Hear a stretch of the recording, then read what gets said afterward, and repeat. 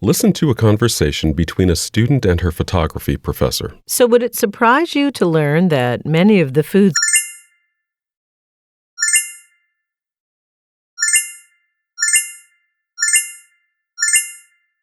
Welcome to the family. If you're new here, I'm Ahmed Binbasri, a translator, entrepreneur, and instructor. I help students get professional skills, make money online, and make their life peaceful. In this video, we are gonna take a full TOEFL listening practice test. 5 messages, 2 conversations, and 3 lectures. But before we start, I have 3 points to emphasize in here. Number 1, take notes if you know how to take notes. If you don't know how to take notes, then leave them alone. Number 2, if you're still finding it tough for you to understand the TOEFL listening, then the problem is with the TOEFL vocabulary. So I and Master Languages team made a free printed book for you. So don't forget to download it later. Finally, if you want to find out your real score at the same real test, then you should use this schedule. It explains how much points you are getting and how much the score will be. Without further ado, let's dive in.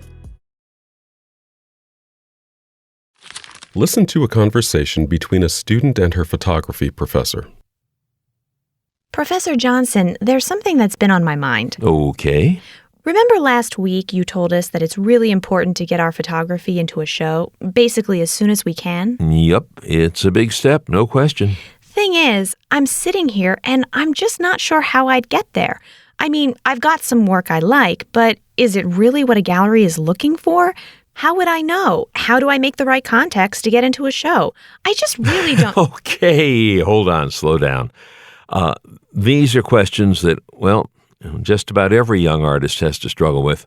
Okay, the first thing you should do is you absolutely have to stay true to your artistic vision.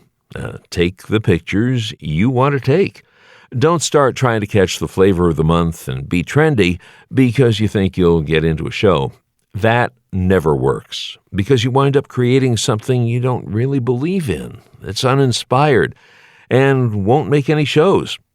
I've seen it happen so many times. This doesn't mean that you should go into a cave.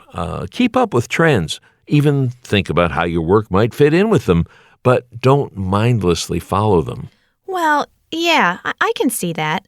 I think, though, that I've always been able to stay pretty true to what I want to create, not what others want me to create. I think that comes through in my work. Okay. Just remember that it's one thing to create work that you really want to create when it's in the classroom. The only thing at stake is your grade. But work created outside the classroom, that can be a different story. Now, I'm not talking about technique or things like that. It's just that there's so much more at stake when you're out there making art for a living. There's a lot of pressure to become something you're not, and people often surrender to that pressure. But to get stuff exhibited... Well, you need to be a bit of an opportunist. Common sense things like always having a sample of your work on hand to give to people. You won't believe the kind of contacts and opportunities you can get this way. And try to get your work seen in places like restaurants, bookstores. You'd be surprised how word gets around about photography in places like that. Okay. It's just so hard to think about all of those practical things and make good work, you know?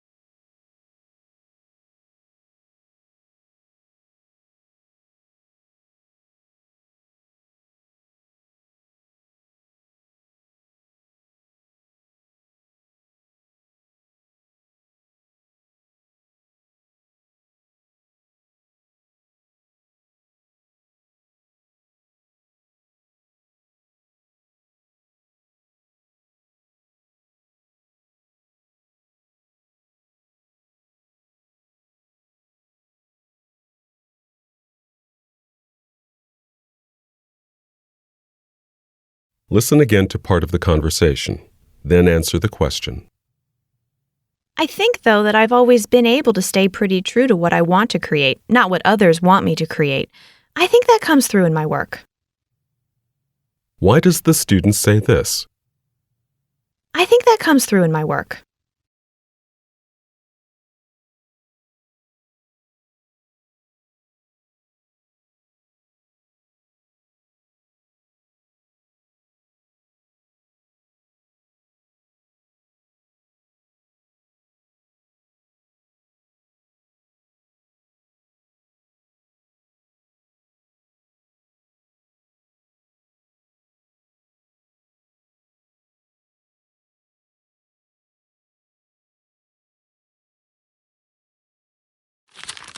Listen to part of a lecture in a marine biology class. We know whales are mammals and that they evolved from land creatures. So the mystery is figuring out how they became ocean dwellers. Because until recently, there was no fossil record of what we call the missing link. That is, evidence of species that show the transition between land-dwelling mammals and today's whales. Fortunately, some recent fossil discoveries have made the picture a little bit clearer. For example, a few years back in Pakistan, they found the skull of a wolf-like creature. It was about 50 million years old. Scientists had seen this wolf-like creature before, but this skull was different. The ear area of the skull had characteristics seen only in aquatic mammals, specifically whales. Then also in Pakistan, they found the fossil of another creature, which we call Ambulocetus natans. That's a mouthful, eh? The name Ambulocetus natans comes from Latin, of course, and means walking whale that swims. It clearly had 4 limbs that could have been used for walking. It also had a long, thin tail, typical of mammals, something we don't see in today's whales. But it also had a long skeletal structure, and that long skeletal structure suggests that it was aquatic. And very recently, in Egypt, they found a skeleton of Basilosaurus. Basilosaurus was a creature that we had already known about for over 100 years, and it has been linked to modern whales because of its long whale-like body. But this new fossil find showed a full set of leg bones, something we didn't have before. The legs were too small to be useful. They weren't even connected to its pelvis and couldn't have supported its weight. But it clearly shows Basilosaurus's evolution from land creatures. So that's a giant step in the right direction. Even better, it establishes Ambulocetus as a clear link between the wolf-like creature and Basilosaurus. Now, these discoveries don't completely solve the mystery. Ambulocetus is a mammal that shows a sort of bridge between walking on land and swimming, but it also is very different from the whales we know today. So, really, we are working with just a few pieces of a big puzzle. A related debate involves some recent DNA studies. Remember, DNA is the genetic code for any organism, and when the DNA from 2 different species is similar, it suggests that those 2 species are related.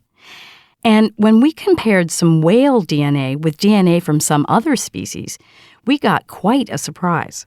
The DNA suggests that whales are descendants of the hippopotamus. Yes, the hippopotamus. Well, that came as a bit of a shock. That a 4-legged land and river dweller could be the evolutionary source of a completely aquatic creature up to 25 times its size? Unfortunately, this revelation about the hippopotamus apparently contradicts the fossil record, which suggests that the hippopotamus is only a very distant relative of the whale, not an ancestor. And of course, as I mentioned, that whales are descended not from hippos, but from that distant wolf-like creature. So we have contradictory evidence, and more research might just raise more questions and create more controversies. At any rate, we have a choice. We can believe the molecular data, the DNA, or we can believe the skeleton trail, but unfortunately, probably not both. And there have been some other interesting findings from DNA research. For a long time, we assumed that all whales that had teeth, including sperm whales and killer whales, were closely related to one another. And the same for the toothless whales, like the blue whale and other baleen whales. We assumed that they'd be closely related. But recent DNA studies suggest that that's not the case at all. The sperm whale is actually closely related to the baleen whale, and it's only distantly related to the toothed whales. So that was a real surprise to all of us.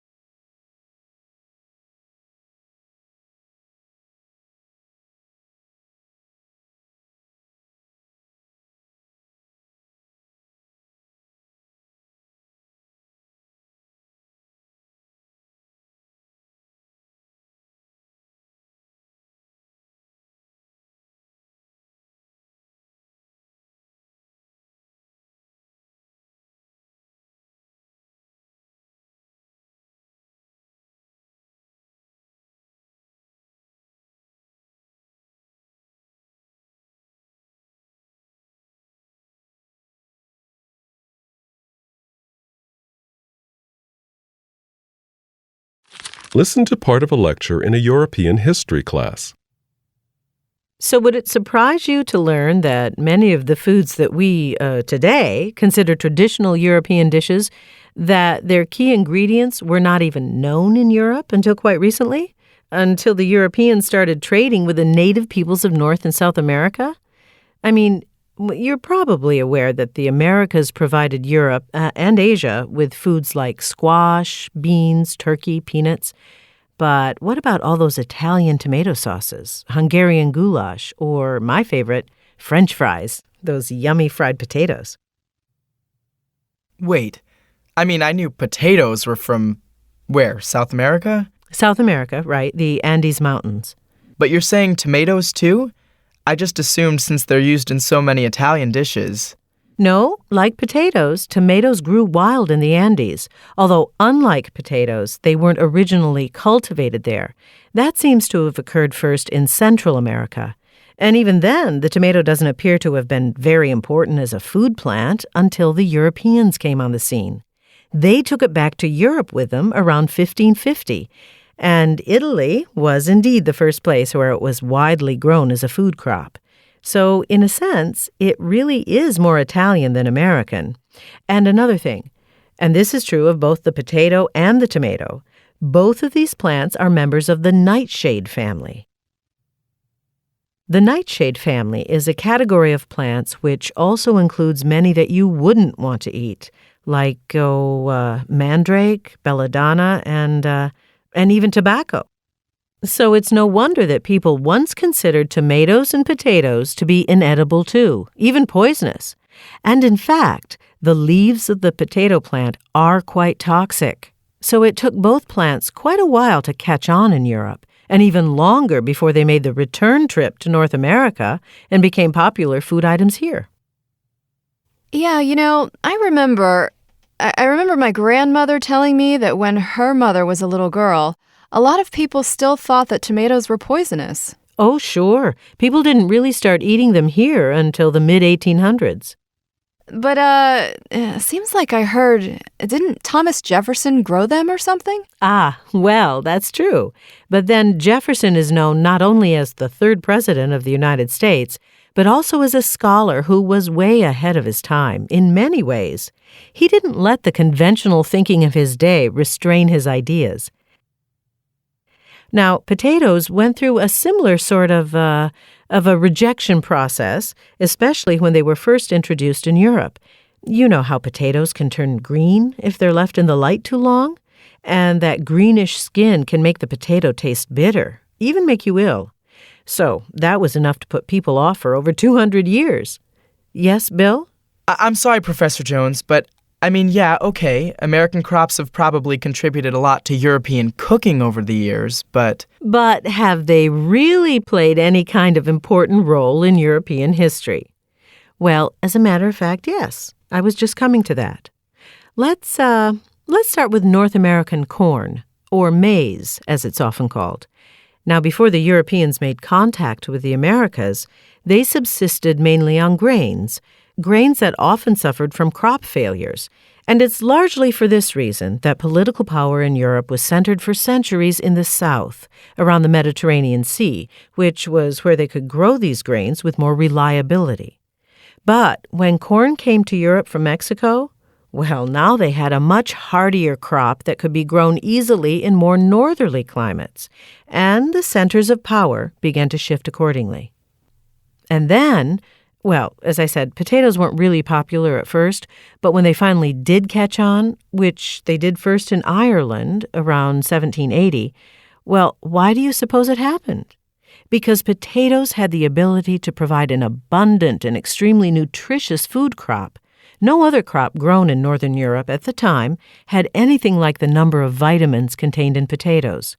Plus, potatoes grown on a single acre of land could feed many more people than, say, wheat grown on that same land. Potatoes soon spread to France and other northern European countries, and as a result, the nutrition of the general population improved tremendously, and populations soared in the early 1800s. And so the shift of power from southern to northern Europe continued.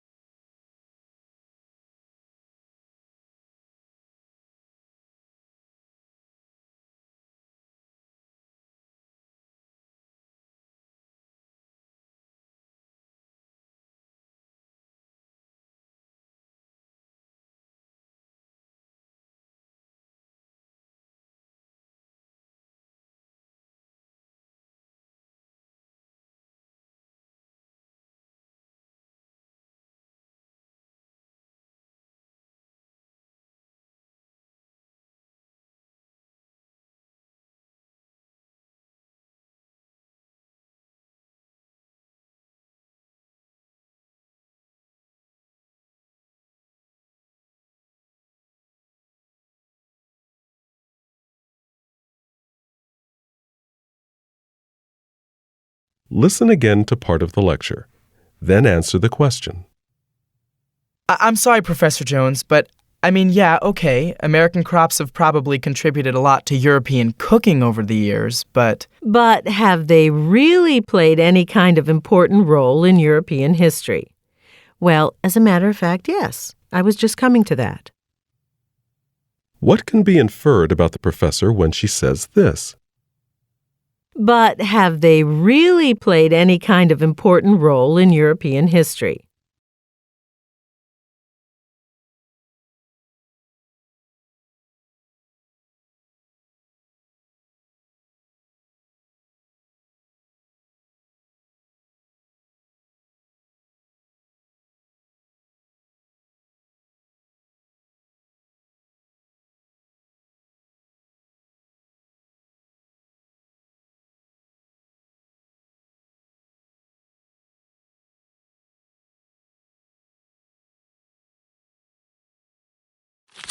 Listen to a conversation between a student and an employee in the university bookstore.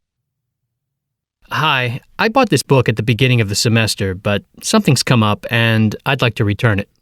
Well, for a full refund, store policy is that you have to return merchandise 2 weeks from the time it was purchased.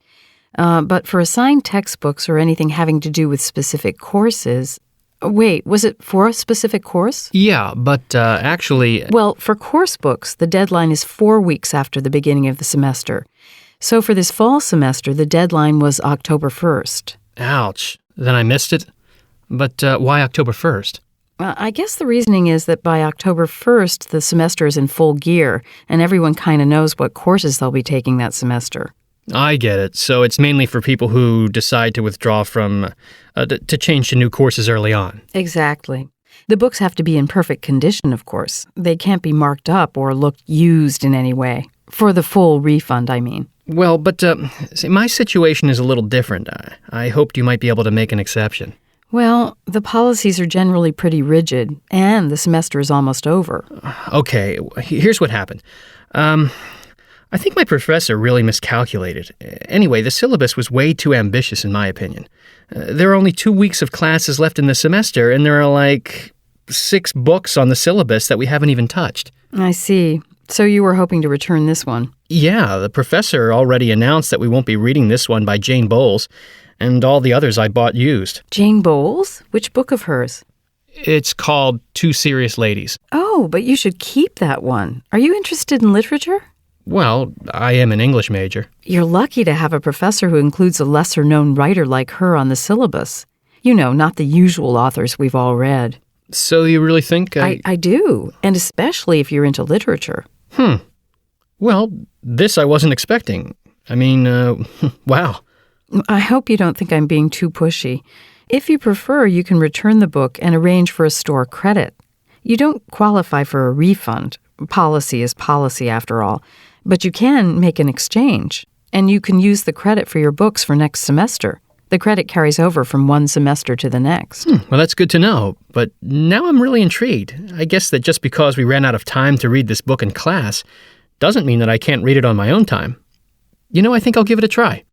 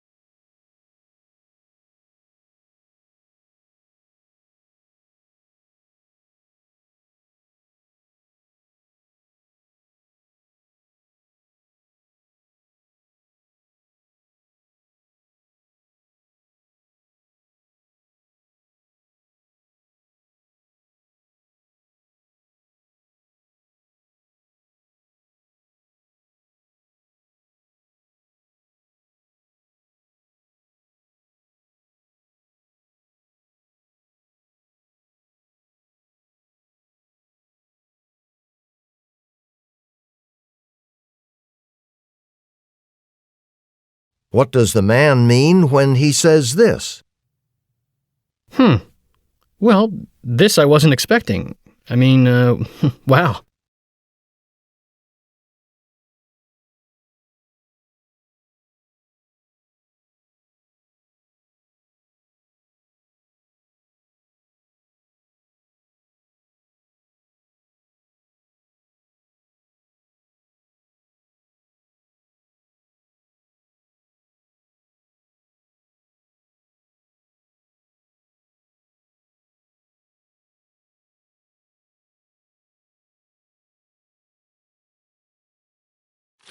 Listen to part of a lecture in an ecology class.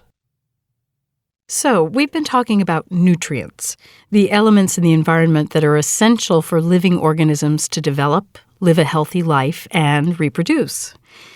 Some nutrients are quite scarce. There just isn't much of them in the environment. But fortunately, they get recycled. When nutrients are used over and over in the environment, we call that a nutrient cycle. Because of the importance of nutrients and their scarcity, nutrient recycling is one of the most significant ecosystem processes that we'll cover in this course. The three most important nutrient cycles are the nitrogen cycle, the carbon cycle, and the one we're going to talk about today, the phosphorus cycle. So, the phosphorus cycle has been studied a lot by ecologists because, like I said, phosphorus is an important nutrient, and it's not so abundant. The largest quantities are found in rocks and at the bottom of the ocean. How does phosphorus get there? Well, let's start with the phosphorus in rocks. The rocks get broken down into smaller and smaller particles as they're weathered. They're weathered slowly by rain and wind over long periods of time. Phosphorus is slowly released as the rocks are broken down, and it gets spread around into the soil. Once it's in the soil, plants absorb it through their roots. So that's the reason people mine rocks that contain a lot of phosphorus? To help with agriculture? Uh-huh. They mine the rock, artificially break it down, and put the phosphorus into agricultural fertilizers. So humans can play a role in the first part of the phosphorus cycle, the breaking down of rocks and the spreading of phosphorus into the soil, by speeding up the rate at which this natural process occurs, you see? Now, after the phosphorus is in the soil, plants grow. They use phosphorus from the soil to grow. And when they die, they decompose. And the phosphorus is recycled back into the soil. Same thing with the animals that eat those plants, or eat other animals that have eaten those plants. We call all of this the land phase of the phosphorus cycle. But a lot of the phosphorus in the soil gets washed away into rivers by rain and melting snow. And so begins another phase of the cycle. Can anyone guess what it's called? Nancy? Well, if the one is called the land phase, then this has to be called the water phase, right? Yes. That's such a difficult point, isn't it? In a normal water phase, rivers eventually empty into oceans, and once in the oceans, the phosphorus gets absorbed by water plants, like algae. Then fish eat the algae, or eat other fish that have eaten those plants. But the water phase is sometimes affected by excessive fertilizers. If not all of the phosphorus gets used by the crops and large amounts of phosphorus gets into the rivers, this could cause rapid growth of water plants in the river, which can lead to the waterways getting clogged with organisms, which can change the flow of the water. Several current studies are looking at these effects, and I really do hope we can find a way to deal with this issue before these ecosystems are adversely affected. Okay? Of course, another way that humans can interrupt the normal process is fishing. The fishing industry helps bring phosphorus back to land. In the normal water phase, the remaining phosphorus makes its way, settles, to the bottom of the ocean and gets mixed into ocean sediments. But remember, this is a cycle. The phosphorus at the bottom of the ocean has to somehow make its way back to the surface to complete the cycle, to begin the cycle all over again. After millions of years, powerful geological forces like underwater volcanoes lift up the ocean sediments to form new land. When an underwater volcano pushes submerged rock to the surface, a new island is created. Then, over many more years, the phosphorus-rich rocks of the new land begin to erode. and the cycle continues. What about, well, you said that the nitrogen cycle is also an important nutrient cycle. And there's a lot of nitrogen in the atmosphere, so I was wondering, is there a lot of phosphorus in the atmosphere too? Good question, George. You're right to guess that phosphorus can end up in Earth's atmosphere. It can move from the land or from the oceans to the atmosphere, and vice versa. However, there's just not a substantial amount of it there, like there is with nitrogen. It's a very minimal quantity.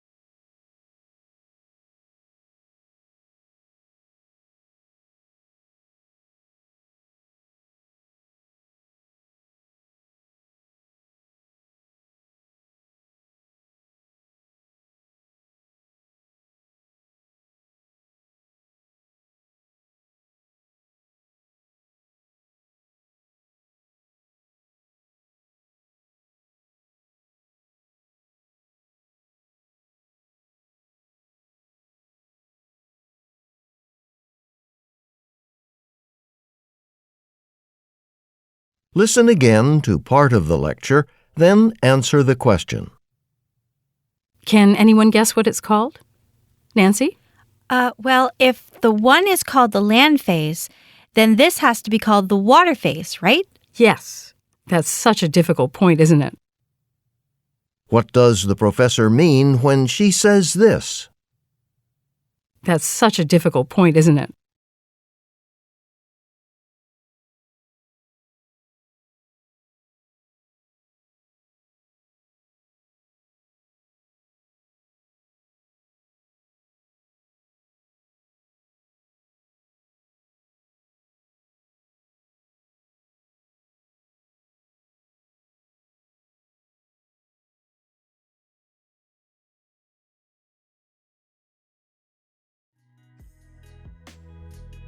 Awesome, family! You know that only 10% people make it to the end, and you are one of them. But as you know, TOEFL listening is not simple. So I made another TOEFL listening practice test. I'll see you in the next video. Take care.